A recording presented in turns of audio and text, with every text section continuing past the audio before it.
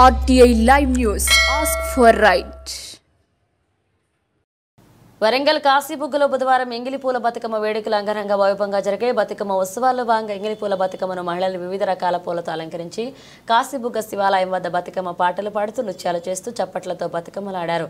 మహిళలు అధిక సంఖ్యలో పాల్గొని విజయవంతంగా బతుకమ్మ పండుగను జరుపుకున్నారు. ఈ కార్యక్రమంలో 20వ డివిజన్ కార్పొరేటర్ గుండేటి నరేందర్ కుమార్, మాజీ కార్పొరేటర్ దూపం సంపత్, చింతా సుధాకర్ తదితరులు పాల్గొన్నారు.